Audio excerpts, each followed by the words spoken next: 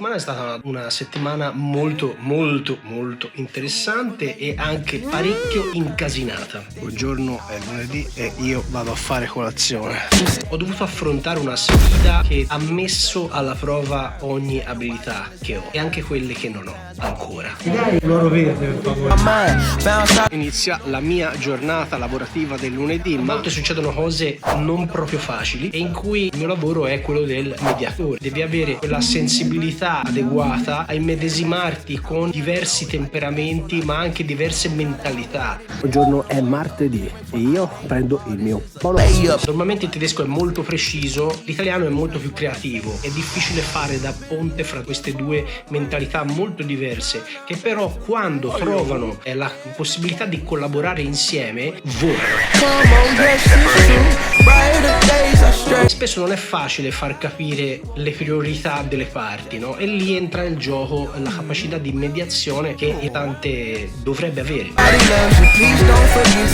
Tutti i soggetti che lavorano nel mondo del tessile affrontano quotidianamente una quantità smodata di sollecitazioni e di problematiche da risolvere. Nel tessile, trama e ordito, si possono verificare tantissimi tipi di cambiamento. Le cose possono mutare. La probabilità che tu arrivi in fondo senza problemi è molto bassa. È martedì sera, cari amici, e io vado a casa. Ho una fame a baio. Voi pensate ai tessuti che andranno a far parte di un progetto di collezione proposti da un brand della moda, esattamente come il processo attraverso il quale un artista dall'idea arriva poi all'opera d'arte. Il mondo del tessile abbigliamento è così in tutte le sue fasi, dall'idea poi l'industrializzazione dell'idea che deve arrivare in fondo. Tanti sono i problemi che possono venire fuori, devi industrializzare la creatività per poter farla diventare un prodotto.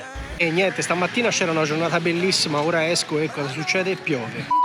Signori, sto diventando un professionista, guarda come sono. Quindi la frustrazione cresceva e le risposte tardavano. Ho dovuto mediare tra le aspettative e la realtà, facendo molta pressione per ottenere le risposte che erano necessarie, cercando di mantenere allo stesso tempo calma e professionalità. E devo dire che mentre la professionalità mi viene normalmente, la calma non è proprio quello che mi viene spontaneo. Per me è come una skill da imparare sempre di più e non finirà mai questa strada verso la calma. Sono stato in palestra e mercoledì ho fatto la scheda del lunedì. Ho fatto meno fatica delle altre volte. Andiamo avanti così perché l'obiettivo è perdere chili. Con l'avvicinarsi della scadenza, un ultimatum ha catalizzato l'attenzione di tutti. Un ultimatum che ha fatto il cliente. Allora, oggi giornata meravigliosa, è giovedì mattina, c'è un cielo terzo fantastico. Ieri ho fatto palestra di brutto, quindi ero bello stanco e ho fatto una bella dormita, quasi tutto di fila, che per me è tanta roba. Come speravo, il problema è arrivato ad una sua soluzione. È l'ora di pranzo.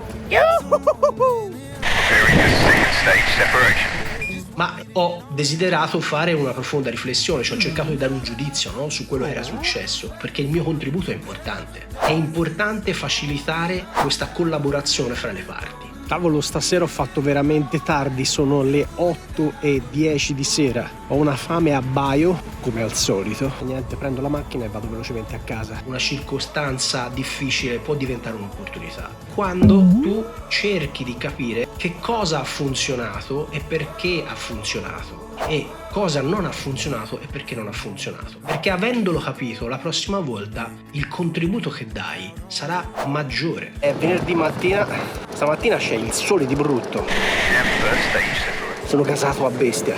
Quindi cosa ho imparato? La pazienza, anche con me stesso, l'empatia, perché quando le persone fanno parte di società diverse, di culture diverse, di mondi diversi, occorre fare lo sforzo di una immedesimazione con la mentalità della persona che hai davanti. Il lavoro è fatto insieme alle persone, non a prescindere dalle persone. Allora, nel primo video dicevo che non sono un boomer, ma sono... E voi a quale generazione appartenete? E ne sapete qualcosa? E poi l'importanza di una comunicazione efficace. È molto importante imparare a comunicare. Questi momenti di apprendimento sono i gradini verso il mio percorso professionale, costruendo ponti tra mondi diversi, promuovendo una collaborazione ed una comprensione reciproca.